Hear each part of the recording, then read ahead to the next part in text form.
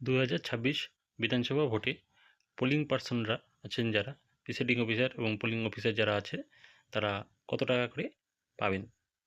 তো এখানে যে চার্টটি দেওয়া হয়েছে সেখানে দেওয়া আছে ফার্স্ট ট্রেনিংয়ের জন্য প্রিসাইডিং অফিসার 500 টাকা এবং ফার্স্ট পোলিং অফিসার 400 টাকা, থার্ড পোলিং অফিসার 400 টাকা।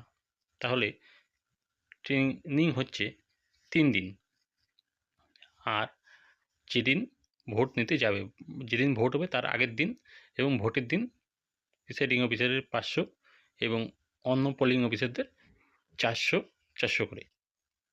তাহলে এখানে যদি 5 দিন হয় তাহলে 2500 টাকা, কিন্তু লামসাম অ্যামাউন্টটা প্রিসাইডিং অফিসারের জন্য 2000 টাকা আছে এবং ফার্স্ট পোলিং অফিসারের জন্য 1600 টাকা এবং থার্ড পোলিং অফিসারের জন্য কিন্তু 1600 টাকা।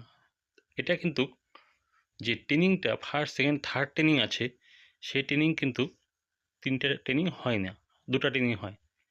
তার জন্য কিন্তু লামসাম অ্যামাউন্টটা 2000 টাকা ও 1600 টাকা করা আছে। যদি 3টা ট্রেনিং হয়ে থাকে সেক্ষেত্রে কিন্তু যে পার ডে হিসাবে করা আছে 2500, 2000 ওই টাকাটাই কিন্তু পাওয়া যাবে।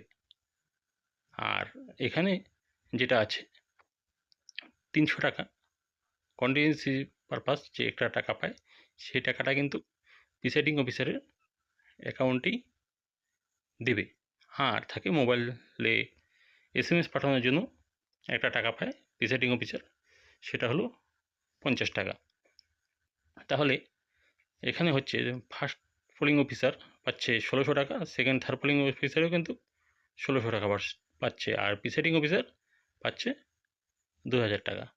তাহলে ফার্স্ট পোলিং এবং সেকেন্ড থার্ড পোলিংয়ের মধ্যে কিন্তু কোনো রিমুনারেশনের কোনো পার্থক্য থাকছে না। ধন্যবাদ।